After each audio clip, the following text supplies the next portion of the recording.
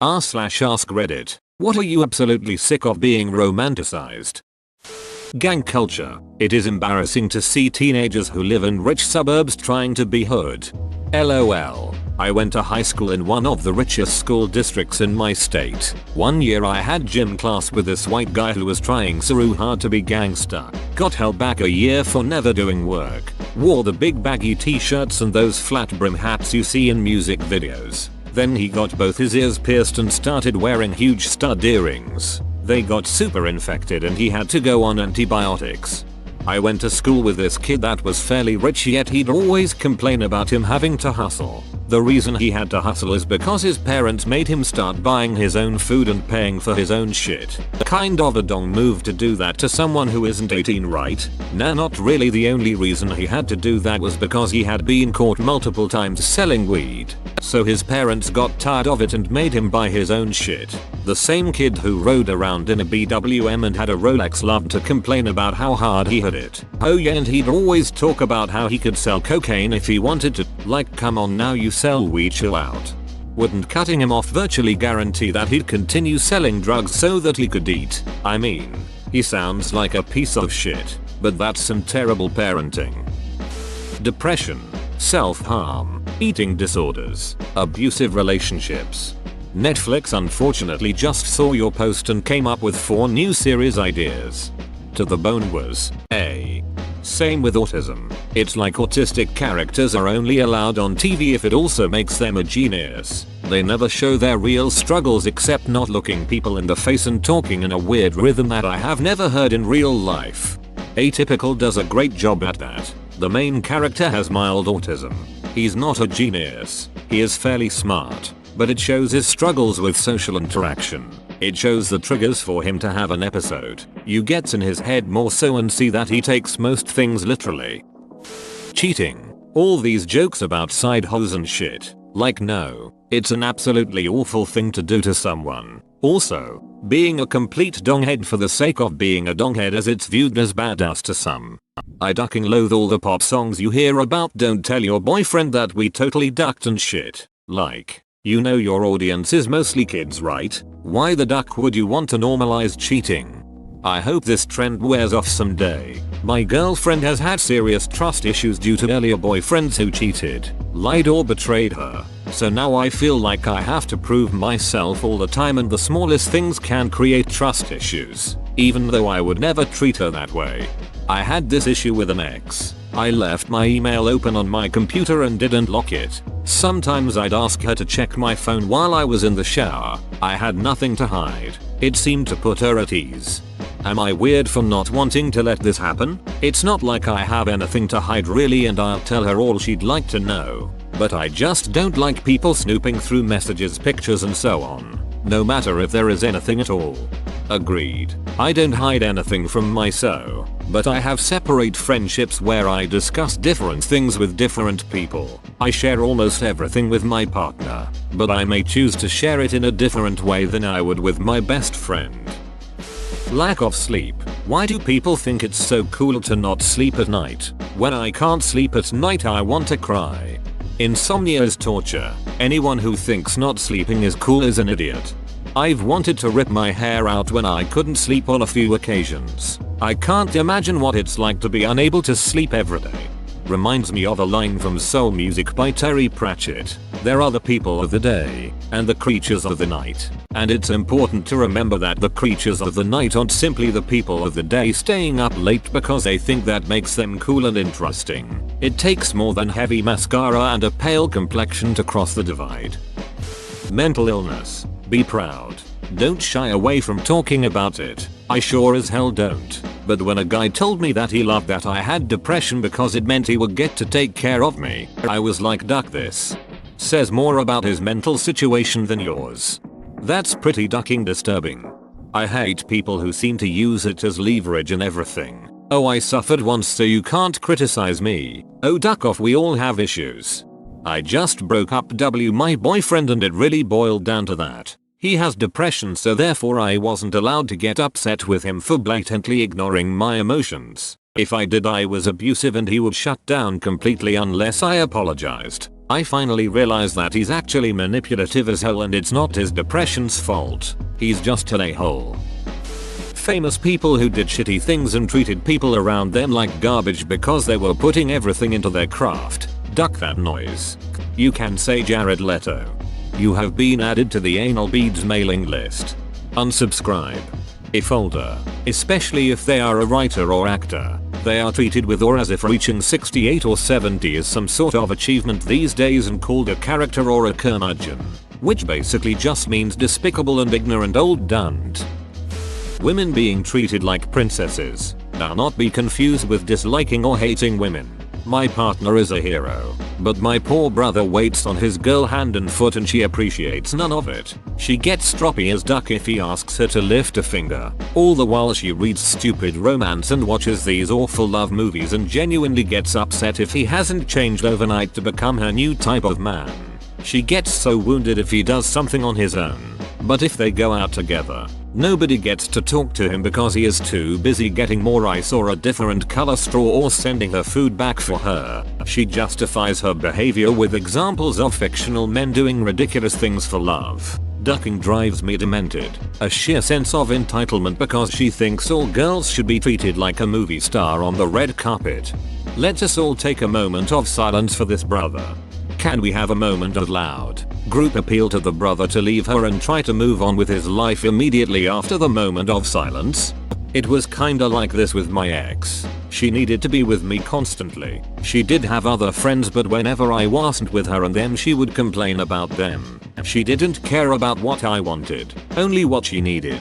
If I went out and didn't text her like every 30 minutes she would get pissed. If I wanted some peace and quiet and play some games with my friends, then I apparently didn't love her anymore. It felt like psychological torture, as she would send me WhatsApp voice recordings of her crying because I hated her, and on our 1-year anniversary I got her one of those teddy bears that hold hearts with text on them. She called me up pissed because this better not be the only thing you are getting me for my anniversary. The next day, I sent her home, called her up when she got home, then told her I was breaking up with her, ran out the house and went to my best friend's birthday party which she forbade me to go to the day before because there were probably other women there. But as I was making my way there she called me, said that she was going to kill herself and screaming on the phone.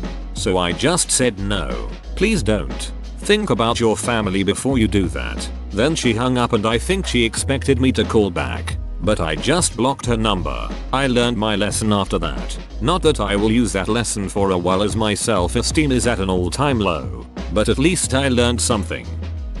Not taking your paid vacation time, working more hours than you're paid to work, and not taking breaks at work.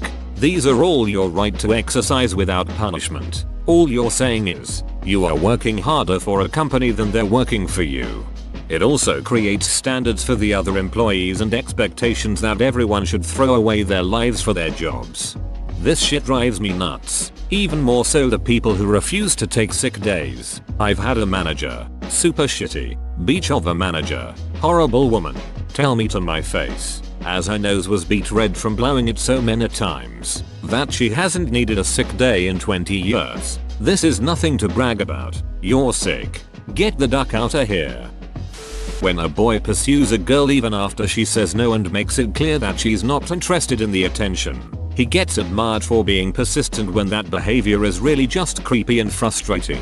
Oh god, it's worse in real life when it's a guy in a club and eventually after about 50 no's and go-aways you say duck off, and they say whoa, calm down. Beach, I swear I go into 100% rage mode. Being an a-hole. I will never understand why people take pride in being a shitty person. They think it's being tough. Certain fictional characters such as Rick Sanchez, Eric Cartman, and Archer are a-holes but adored. I think half the point of Archer and Rick is that they ruin their own lives and the lives of those around them by being raging a-holes. Cartman generally gets away with it. Living in poverty, dying of disease, being a starving artist. Anyone else just really hate rent? But how do you measure your hatred? In daylights? In sunsets? In midnights? Or cups of coffee? I'm sorry, I couldn't resist. They made a joke about that in the show Flight of the Conchords. So you guys are like starving artists? Yeah, it sounds cool, but in real life it's actuality quite depressing. Double quote. Nope. Life in NYC was very different back when AIDS was so terrifying that people believed that you could get it from breathing the same air as an infected person.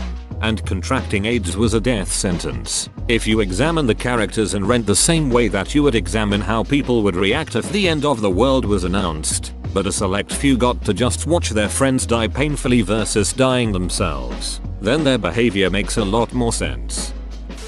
Big romantic gestures in public proposals. You mean I shouldn't write a musical starring all my friends where I make a self-insert character to appear at the end and sing my proposal? Afterwards you and your beloved waitress can enjoy some prime milk steaks. Blacking out from alcohol. Very romanticized on college campuses, and it's not safe for yourself or for others around you. I've seen blacked out people hurt themselves and hurt others and damage lots of property. I did a lot of drinking in college. I didn't black out for the first time until I was around 26. It was the scariest shit that had ever happened to me. I always wonder if I was drugged because I don't remember drinking more than usual, but I have no idea how I got home. I left the club without my friends. I guess I got a cab back or something. To me there was nothing funny about it. Anorexia. 9 times out of 10 it doesn't look like a frail, dainty teen girl who skips breakfast and is adored by everyone because she is so pretty and perfect. It's not glamorous or beautiful. It's being in pain for hours because you can literally feel your stomach cannibalizing itself. It's passing out because you haven't eaten in 72 hours. It's eating 6,000 calories all at one time and then crying for 3 hours because of the unbelievable guilt. It's hair loss and broken fingernails and dark circles around your eyes and visible veins and pale skin with blotchy red patches. It's never feeling like enough while always feeling like too much. I'd ask you to tell me more, but I am scared my empathy would rip me apart. Could you tell me how else it affects you? I'm not OP, but I've been in an inpatient facility for 4 months so far because of my anorexia. At the height of my disorder I was going on hour-long walks about 3-4 times a day. Even if I was exhausted it was like something in my body was forcing my legs to keep moving.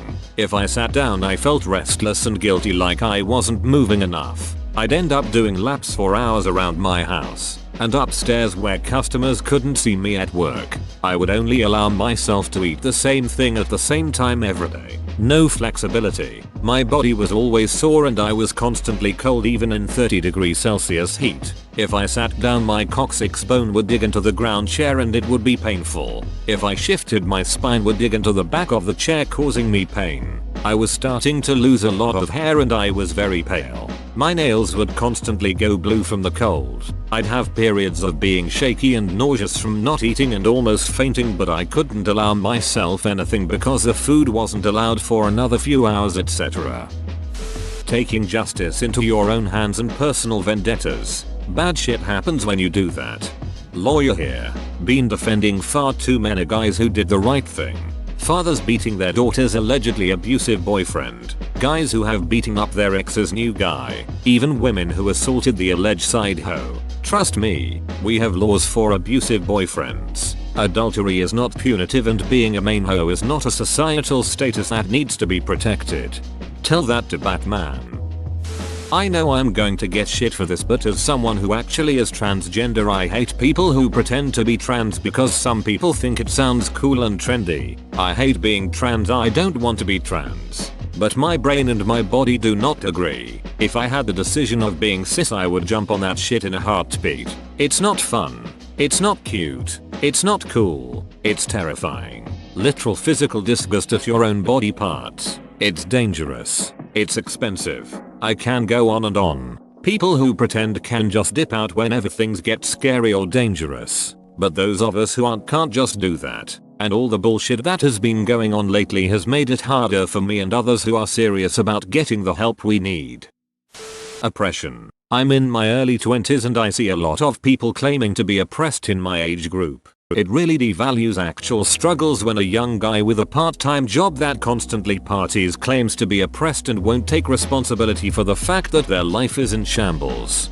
An old high school friend is this entirely. Rich dad who is the CEO of a national temp agency. She grew up in a 3-story mansion with a pool and numerous pets. New cell phone every year. Gucci wallet. corporate boxes for sports games and concerts, etc. She is also white, young, able-bodied, and was raised Catholic. Then high school ended. It didn't take long for her to come out as genderqueer. She left home and moved into a flat full of alternative quirky gender fluid people. She converted to eclectic Wicca and is self-diagnosed bipolar, schizophrenic, multiple personalities, and gender dysphoric. She also says she has depression, anxiety, autism, high functioning of course, selective mutism, despite never shutting up, OCD, sociopathy, borderline personality disorder, Edmus and a heart condition.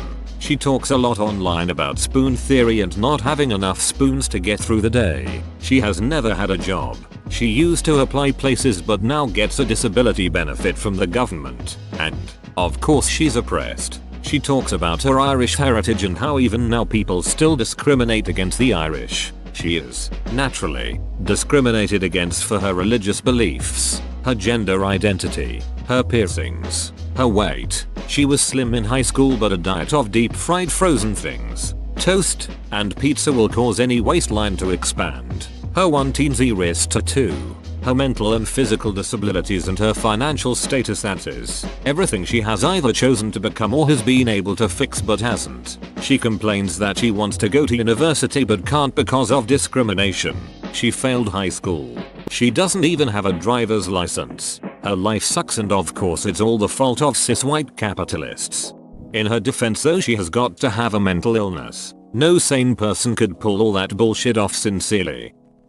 The whole idea of hustle, 80-hour work weeks, and 5 side projects. Yup, I work in the trade industry. People always going on about how hard they can work, how they don't mind at all lifting and lugging all day every day. You do realize you're literally destroying your body? I work in IT. I brag about how little I work. Passive income for those people is also just another side gig in addition to a day job. Beach. Passive income means not doing anything and still collecting money off it, like stocks. The Joker and Harley Quinn's relationship. Ever since Suicide Squad there have been people who probably never heard of Harley Quinn before sharing pictures of them both with some text over the top saying some edgy shit about forbidden love. The Joker is abusive and manipulative to Harley Quinn. He doesn't care about her and uses her obsession with him to make her do whatever he wants. There's nothing romantic about it even in a dark twisted way. And the funny thing is, for its faults, Suicide Squad doesn't even paint their relationship as any better than it is, so it's ridiculous that so many people don't understand. I think a lot of people just saw easy couples Halloween costumes and went from there. But yeah, it's messed up. Their relationship is interesting, but not an ideal in any means. Halloween costumes is fine because they're still a famous fictional pairing, so it makes sense. It's the people on social media who seem to think they're a poster couple for love, unconventional love that defies the odds. New York City. It's cool, but in the end it's just a place where people live. It's not a utopia in the slightest. When our plucky, not so well off, goofball idiot protagonist wants a lady who's already in a stable, supportive relationship with a guy who's quite well off, successful in his career, and has nothing really wrong with him, protagonist constantly hounds and pursues her, hoping to win her heart and drive her away from the guy she's with, who never did anything to deserve this crap. It's not romantic, it's stalking. The Confederacy. I've always found it peculiar how people can condemn Nazi Germany and be a-okay with celebrating the Confederacy. I'll get downvoted for this, but it's probably because their ancestors were part of the Confederates and they don't like admitting that, so instead they get defensive. LOL. What pisses me off with those people is that some of them will say shit like black people are always complaining but they weren't slaves and their grandparents weren't slaves either, so what's the problem? Yet they'll talk about how they have a connection to their ancestors during the Civil War and that's why they have Confederate items. Gangs. Man, as a Mexican I hate this the most. Duck every person who think it's cool to look up to El Chapo. Like seriously, shut the duck up. You watched Narcos and now you think drug cartels are badass. Yeah, okay, go live in a poor Mexican town run by these idiots and tell me how cool they are.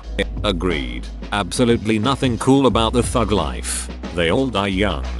It isn't cool. It's tragic. There is nothing romantic about it, and most people in those situations aren't even very romantic, and can be abusive due to the lack of moral upbringing. Sick people. That movie The Fault in Their Stars came out. Suddenly healthy teens are dressing up with fake oxygen tanks, carrying them through school. It sucks to be on oxygen. Over time it leaves dents in your skin. The constant rubbing causes skin tags and other ugliness. Everybody who's in a hospital bed is wearing oxygen. That's just not true. Pirates. They deduct up things mostly to defenseless people. As much as I love learning about history, all that stuff gets over-romanticized. Let's face it, the past was crappy for most people, even for famous historical figures. Severus Snape. He is a creepy neckbeard who was ready to have his master kill the husband and son of the woman he loved and then bullied an entire generation of kids using his power as teacher just because he was a nerdy little boy who was bullied as a student. He saved his worst for the boys he helped orphaned. Harry and Neville. Always my ass.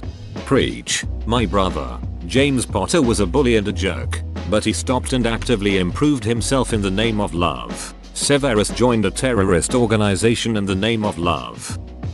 The 1920s, 1950s, yeah, milkshakes are nice, but what about World War II? Riots, poverty, corruption, genocide, racism, and on, but flappers were cool, right? In the 1950s, more adults thought they would die of thermonuclear war than old age. Abusive relationships. Twilight, 50 Shades, Joker/Holly. They're all 100% abusive relationships, yet people seem to fawn over them like a modern day Romeo-Juliet, which also is something that needs to stop getting romanticized. Hell, it was a weekend fling that killed 6 people, including the 2 involved. Eating disorders. There is nothing glamorous about them. They are ducking miserable. If I see one more person on the internet talk about how they want to be small and dainty so they're trying anorexia or they wish they were anorexic, I'm going to stab someone. You want an eating disorder? By all means, beach. Take mine. Nurses in the OR when I was still suffering. I wish I could have an eating disorder for a little while. Maybe then I could lose this gut. I wish I had that kind of self-control. I think I have the opposite kind of eating disorder. I eat too much. I'm like, dude, I'm here because I'm having complications from my eating disorder. My potassium is low, and restricting is giving me debilitating migraines. Tell me again how freaking great an idea it would be to have an eating disorder. The mafia. Any organized crime. Really, they steal billions of dollars from the economy and leave thousands dead and have people sold into slavery. But let's pretend they're a bunch of cool, anti-establishment ruffians. Makes me sick how people admire and respect them. Gluten allergies. No joke. One of my best friends has celiac disease. It sucks. He basically has to choose where we all eat for dinner if we all eat out. Options are limited and not cheap. We can't all grab a burger at HJ because one of us can only order a milkshake. That's just mean. He can't even eat low gluten or just order fries or something because everything is cooked in the same deep fryer. Bonnie and Clyde. Now I'm not just talking about the abusive Harley Joker trope of this, though it is a major one. Bonnie and Clyde were shitty criminals that killed innocent people. It's not like these 2 dumb ducks actually accumulated wealth. There was no class or charm to their thievery. They stole from poor people and killed those that dare protect their property. They had their heads so far up their asses that they published a poem about how awesome they are. The damn movie tried to paint them as hot and sympathetic, but it only made my hate for them grow. You know how they died? They got ambushed in their car and gunned down. What was left of their heads looked like Swiss cheese. Yeah, that's a life to live. Getting gunned down in your 20s 30s while conveniently getting over erectile dysfunction. Fantastic. Anyone that identifies Bonnie and Clyde in a positive light are instantly seen as dumbasses by me. 50 Shades of Grey. Oh my gosh. I like my desk to be super neat, and I like my house to be clean. So I must have OCD, you know? Teeheehee. No, that is not OCD. OCD is not a fun thing to have. It is not defined as person who likes to clean, nor is having OCD productive in that manner. A person with OCD suffers from thoughts they do not want to have. Sufferers of this disorder try to fight the thoughts away, but since you can't control your thoughts, the thoughts remain. This leads to compulsive behaviors in order to satisfy the obsession.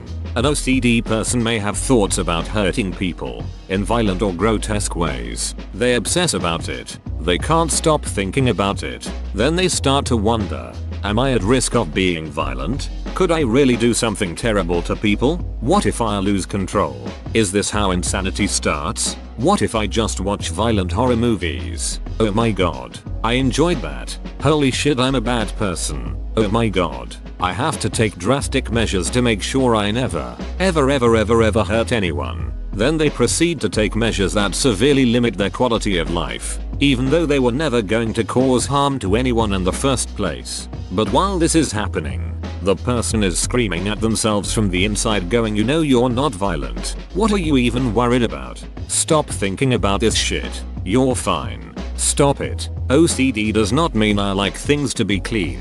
That is a preference for things to be clean. Maybe even more so than some other people. And it makes you a totally normal person. An OCD person who cleans does not want to clean. They very desperately wish to stop thinking about germs. They wish to end all thoughts about cross-contamination. They wish they were just normal people who didn't feel the need to clean for hours of the day. But they can't stop thinking about cleaning. I don't want to clean anymore. But if I don't, something awful is going to happen and my whole life, career/marriage will be derailed. They have anxiety about it. They have panic attacks over it. I work a sales job. I check my sales numbers at least 50 times a day. If I don't, I feel like I've lost sales and I'm not getting my commission. I do this constantly. I have actually left work, made a U-turn, had security open up my office after hours so I could check my sales numbers, even though I already knew what they were. I have obsessed over stupid things like how many hours of sleep I got last night. Teehee. I'm so OCD. OCD is not fun. Dude, it's hell. Stop romanticizing a disorder that you do not have, nor do you understand. Going out. For the longest time I actually thought it's supposed to be like the movies, where you have sex with 3 different people, dance like a pro, have award-winning dialogue and get in a fight. In actuality it's meeting the same 3-5 dumbasses and going to the same bar to waste $50 plus doing the same shit you'd be doing at home. Poverty. TV show characters who are allegedly poor don't seem to actually be poor at all, but the characters seem to think they are. Maybe they think everyone has trust funds and they don't mention that part. Girls, friends, etc. The restaurant industry. So many people in the industry act like passion is more important than pay, health insurance, or obeying labor laws. But that's an idea that owners encourage, and the new kids eat up. You're expected to work hard, be passionate, and not give a duck about 3rd-degree burn so a customer can get their appetizer on time just to make close to minimum wage, and not receive breaks. It's bullshit, and it's why most people either start their own place, or leave the industry. Whoa, you made it to the end? You're a ducking beast. I'll cut you a deal. Smash like and subscribe for more curated content, bruh. It's free and that's a great price.